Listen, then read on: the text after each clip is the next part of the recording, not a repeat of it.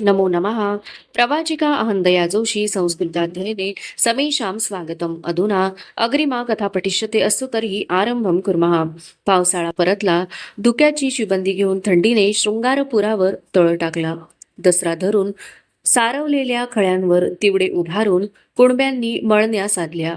भात नागली साव्याचा दाणागोटा कणगुल्यात आबादान झाला.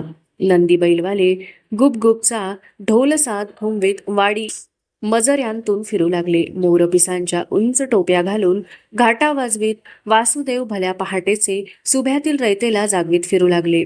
शाळूचे दिवस हटून दिवाळ सण मागे पडला. दिवस कासराभर वर चढला तरी 10 हातांवरचे दिसत नसावे असे धुक्याचे वट करायचा जोर धरला. पिलाजींच्या वाड्यावरची सांज नौबत झडून भोवतीच्या रानकाळ्या झांजटात विरली.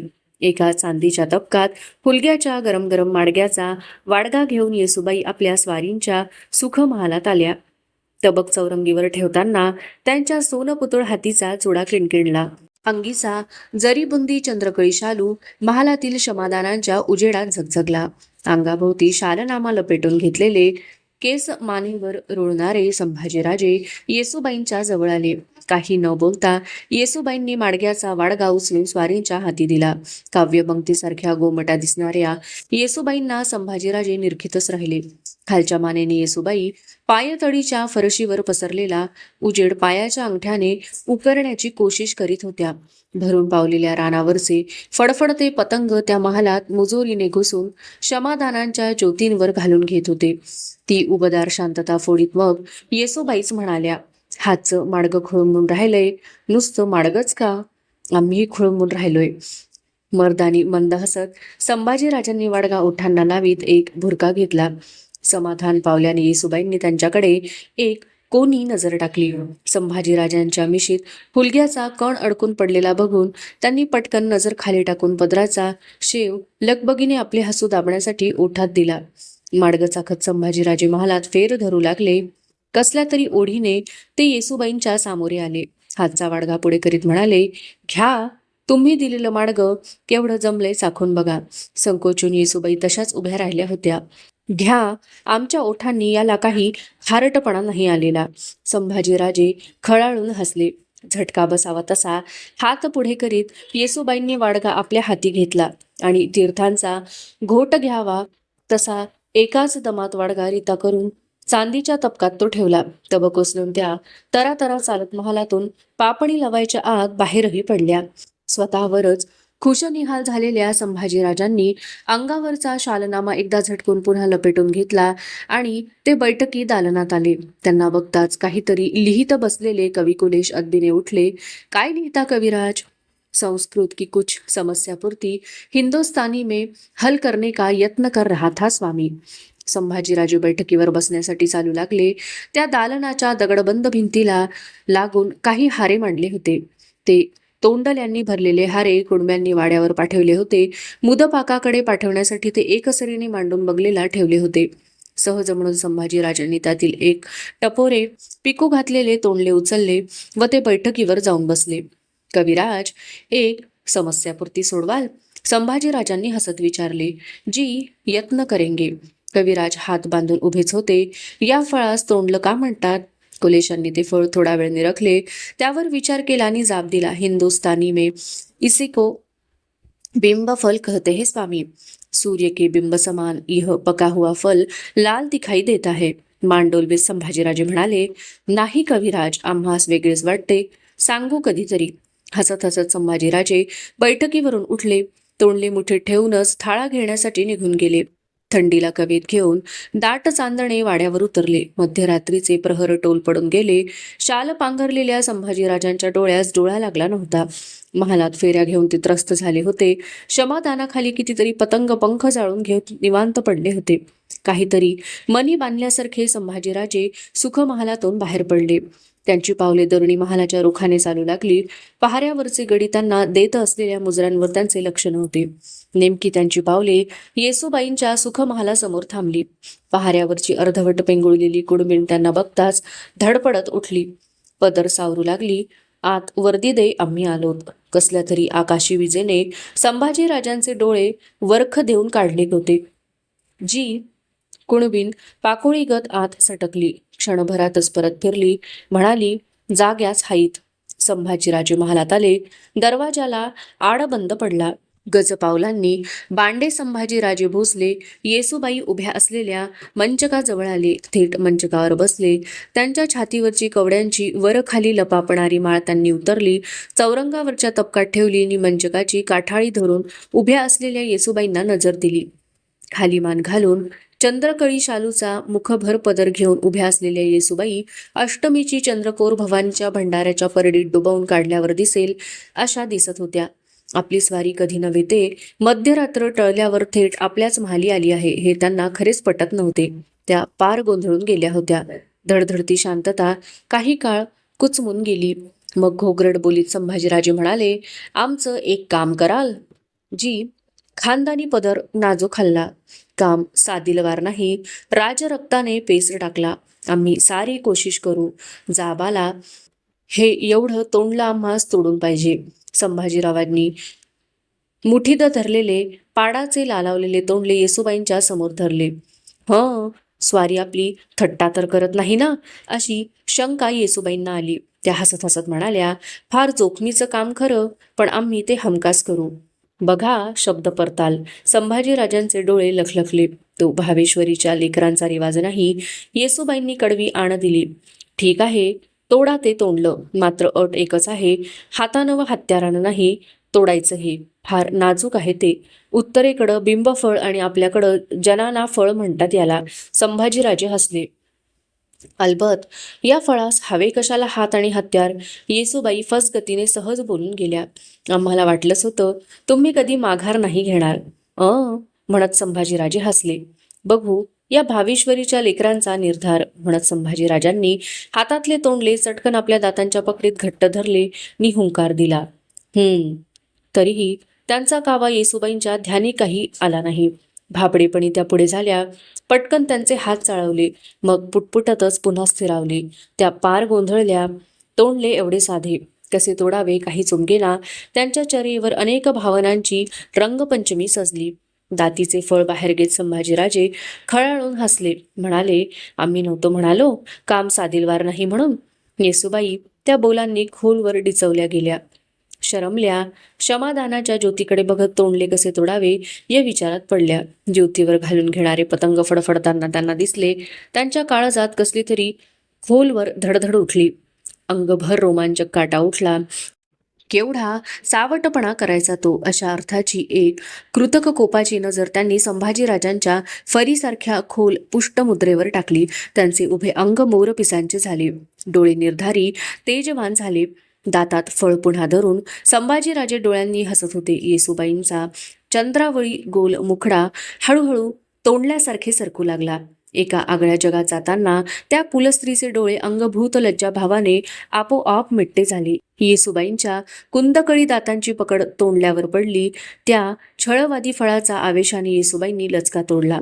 गुंजलाल रसरशीत रस चार राजओठांवर पाझरला. लाजून चूर चूर झालेली रात्र शृंगारपुरावर चढत चालली. दिवसांनी रात्रीशी हात जमाई करून थंडीला पिटाळून लावले. पौषाचे दिवस आले. पंडित मंडळींच्या संगतीत काव्यशास्त्र, राजकारण, धारा वसुली यावरची चर्चा संपवून संभाजीराजे खबरा घेण्यासाठी सदरेवर आले. त्यांना अदब देत परशुरामपंत खडे झाले. खंडोजी बल्लाळ, रायाजी अंतोजी यांनी सदरेच्या बगला धरल्या. बोला चिटणीस. सदरी बैठकीवर आसन घेत संभाजीराजांनी सवाल घातला. रांगणा विशाळगड तर्फ कोल्हापूर असा पन्हाळा सोभ्याचा बहुतेक सारा धारा जमाबंद झाला आहे. युवराज, पावसाच्या महामूर झडीनं मावळतीच्या मुलखातील काही शिवारं धुपणीला लागलीत. ते कुणबी तेवढे धारा माफीची अर्जी करताहेत. परशुरामपंतांनी दफ्तरी करिणा पेश केला. त्या मुलखाचा देख करून शहानिशा घेऊन त्यांना धारा माफ करा. संभाजीराजांनी निवाडा दिला. कर्नाटक देशाहून ते खबरगीर रुजू झाले आहेत. त्यांनी थोरल्या स्वामींच्या फत्तेच्या खबरा आणल्या आहेत. परशुरामपंतांनी खबरगीरांकडं नजर दिली. गिरदीला रेललेले संभाजीराजे पुढेसे झाले. सरकार थोरल्या धन्यांनी होदीगिरीच्या रानात कैलासवासी स्वामींच्या समाधीचे दर्शन घेतले. दानधर्म केला. एका खबरगिराने पुढे होत मुद्रा भरला. बलान्वय सिंधू सुधाकरः म्हणजे सिंधू सागरासारखे बलशाली असलेले राजे शहाजी संभाजी राजांच्या मनी बुधभूषणम फेर टाकून गेला. एका दगडी छत्रीसमोर गुडघे टेकून छत्रीला माथा भिडवलेले आबासाहेब त्यांना दिसू लागले. आम्ही या मोहिमेत आपल्या दिमतीला असतो तर आबासाहेब आम्हासही आमचा माथा त्या छत्रीसमोर नमता करण्याचं भाग्य लाभलं असतं. एक दुखरा निश्वास सदरेवर उमटून विरला. कोलार अरणी तोरगळ गदग असा मुलूख मारून थोरलं धनी बेलवाडीला भिडलं. वाडीच्या गडीची राखण मल्लम्मा देसाईणीनं नेटानं करण्याची शिकस्त केली. ईश्वर प्रभू देसायाच्या या विधवा अस्तुरीनं एक हप्त्यांवर आपल्या फौजेसंग मुकाबला दिला. आखरी सखोजीराव या आपल्या सरदारानं गडीवर कब्जा केला. पर दुसरा खबरगीर बोलता बोलता अडखळला. पर काय? संभाजीराजांची उत्सुकता ताणावर पडली. पर सखोजी घसारला. तेनं रांडमुंडबाईची बेइज्जत करायची खटपट केली. थोरल्या धन्यांनी समद्या तळामोहरं त्याचं तावल्या सांडशीनं डोळं जाळण्याची सजा फरमावली. ते ऐकताना साऱ्या सदरेवर शांतता पसरली. बेलवाडी मल्लम्माला महाराजांच्या मोहरं पेश करण्यात आलं. तिच्या काखेत तिचं एकुलतं याक पार होतं. बाई धीराची होती. थेट महाराजांच्या बैठकी पत्तूर पुढं झाली. महाराजांच्या मांडीवर काखेतलं पॉर ठेवून पेळानं म्हणाली, गडी जिंकला सा, ह्यो गडीचा वारस बी सांभाळा आता, आम्हाला काढण्या घालून टाका कोठीत. ते ऐकताना महाराजांचं डोळं पाझरलं. मांडीवरच्या पोराला थोपटीत धनी म्हणालं, बाई तुम्ही थोर आहात, आम्हास बहिणीसारख्या आहात. ही गडी आम्ही तुम्हास चोळी खणासाठी बहाल करतो आहोत. महाराजांनी मल्लम्माची सुटका केली. खबरगिराचा आवाज धरल्यासारखा झाला. जगदंब जगदंब. चिटणीस भाग्यवान भाग्यवान आहे तो बच्चा ज्याला आबासाहेबांच्या मांडीवर बसण्याचा मान मिळाला. या खबरगिरास पेहराव पक्ष करा. संभाजीराजांनी खबरगिरांची कदर केली. ते निघून गेले. संभाजीराजे बैठक सोडण्यासाठी उठू लागले. एवढ्यात चिटणीस पडल्या आवाजात म्हणाले, कुणी एक थैली स्वार आला आहे मोगलाईतून, भेट मागतो खाशांची. संभाजीराजांच्या कपाळी आठ्या धरल्या. डोळ्यात नाराजी उतरली तरीही ते शांतपणे म्हणाले, पेश करा. मोगली पेहराव धारण केलेला हाराकारा सदरेस दाखल झाला. तस्लीम देत म्हणाला, हुजूर आपको खलबत खाने में मिलने का हुक्म है मुझे. खामोश. वाटेल त्या वरकडास खलबतात भेटत नसतो आम्ही. कोण काम आहे? जबान पेश करा. संभाजीराजांचे डोळे ठिणगू लागले. जी लटलटत्या हाराकार्याने तहबंदा आडचा हिरव्या मखमली थैलीचा खलिता पुढे होत संभाजीराजांच्या पायाजवळ ठेवला. थैलीची गाठ उकलून संभाजीराजांनी खलिताची वळी बाहेर घातली. मजकुरावरून नजर दौडू लागली. तोच मायना मशहुरल अनाम दाम दौलतहू जंगे बहादर शहाजादा संभू. तोच मजकूर आम्हास येऊन सामील व्हावे, मरातब होईल. दिलेर खानाकडून आलेला झटका बसावा तसे संभाजीराजे बैठकीवरून उठले. निखारा फेकावा तसा तो खलिता त्यांनी हारकार्याच्या अंगावर फेकला. विजेचा कोरडा फुटावा तसे राजबोल सदरेवर उठले. समजतो काय तुझा खान आम्हास? मागील खलित्यास जाब दिला. या खलित्यास हात जाब बेइज्जत होण्यात चालता हो इथून. झपाझप चालत संभाजीराजांनी सदर सोडली. तसेच आपल्या महालात आले. अस्वस्थपणे फेर टाकू लागले. बराच वेळ त्यांना आपल्या महालात झरोक्यालगत येसूबाई आहेत हे ध्यानीही आले नाही. जेव्हा आले तेव्हा ते त्यांच्या रुखाने पुढे झाले. केव्हापासूनच्या उभ्या आहात? त्यांनी हलकेच विचारले. बराच वक्त झाला, पण स्वारी आज नाराज दिसते. हिरवा गर्द शालू, तसलीच चोळी, हिरवे अशा साजात हळदवाणाची नव्हाळीची छटा अंगभर चढलेल्या येसूबाई वेगळ्याच दिसत होत्या. कशासाठी केला आहे हा रानशृंगार आज? संभाजीराजांनी हसत विचारले. भलतंच, हा रानशृंगार नाही, ही चोरचोळी आहे. आमच्या आऊंनी केलेली. मतलब? संभाजीराजांना चोरचोळीचा मतलब कळला नाही. कोणाही परक्या स्त्रीला न कळविता आई आपल्या लेकीला चोरून लुगडं चोळी एकांतात देते, तिला चोरचोळी म्हणतात. येसूबाई हसून वळत्या झाल्या. तसे वळताना त्यांच्या जडावलेल्या हालचालीने संभाजीराजांच्या ध्यानात सारा प्रकार आला. शृंगारपूरच्या नदीकाठावरच्या मठात शिवयोगी व्याघ्रचर्म अंथरलेल्या उच्चासनावर बसले होते. त्यांच्या पायाशी एका पायरीवर संभाजीराजे बसले होते. त्यांच्या दुहाती केशव भट व गणेश भट जांभेकर उभे होते. मठाच्या कोण्यात ठेवलेल्या दगडी धूपदानातून धुराची उग्र मंगलवळी उठत होती. युवराज, तुम्ही पुरात कालीची प्रतिष्ठापना केलीत. रोज भद्रेची पूजा अर्चाही होते. पण ही रणमर्दिनी तिची यथायोग्य शांत झाली पाहिजे. शिवयोगी धीर गंभीर आवाजात बोलले. आज्ञा व्हावी स्वामी, आम्ही काली मातेची सांगाल त्या रिवाजानं शांत करू. युवराज, पुरुष कितीही पराक्रमी असो त्याला ईश्वरी शक्तीचं पाठबळ लागतं. तुम्ही भद्रेसमोर कलशाभिषेक करून भाक घालावी. त्याने तुम्हाला तंत्रसिद्धी मिळेल. पोटी येणाऱ्या अपत्याचं अभद्र टळेल. शिवयोगी जपमाळ उडीत राहिले. जशी आज्ञा स्वामी, पण तंत्रसिद्धीचा मतलब नाही समजलो आम्ही. तोच नीट समजून घ्या. त्या भावनेनंच अभिषेक करा. तंत्रसिद्धी म्हणजे कर्ता पुरुष म्हणून परिवाराच्या पालनासाठी साध्य केलेले पुण्य. काली मातेच्या विधींमध्ये यासाठी कलशाभिषेक सांगितला आहे. आम्हाला वाटतं तुम्ही हा सविध कलशाभिषेक करावा. जी संभाजीराजे विचारगत झाले. थोड्या वेळाने म्हणाले, स्वामींनी कलशाभिषेकाचा तपशील व मुहूर्त केशव भट आणि गणेश भट यांना द्यावा. युवराज कलशाभिषेक करणार. साऱ्या सुभ्यात ही वार्ता पसरली. तशीच ती रायगडी जाऊन पोहोचली. ती ऐकून सुरनीस अण्णाजी दत्तो सोयराबाईंच्या समोर रुजू झाले. त्यांनी कलशाभिषेकाबद्दल आपला अंदाज महाराणींच्या पुढे पेश केला. आम्हास या अभिषेकात भला हेत दिसत नाही. शृंगारपरी जासूद पाठवून वेळीच याचा माग घेणं हिताचं होईल. त्या सल्ल्यानुसार सोयराबाईंची चक्रे फिरू लागली. रायगडचे नजरबाज गोंधळी वैराग्याचे वेश घेऊन संभाजीराजांच्या सुभ्यात उतरले. पौष शुद्ध एकादशी तोंडावर ठेवून संभाजीराजांनी उपोषण केले. अभिषेकाचा दिवस उजाडला. वाड्यावर चौघडा दुडदुडू लागला. शिवयोग्याच्या पौरोहित्याखाली कलशाभिषेकाला सुरुवात झाली. वाजत गाजत भावेश्वरीच्या मंदिरातून कलश वाड्यावर आला. उंबरठ्यावर कलशासामने बळीची बकरी पडली.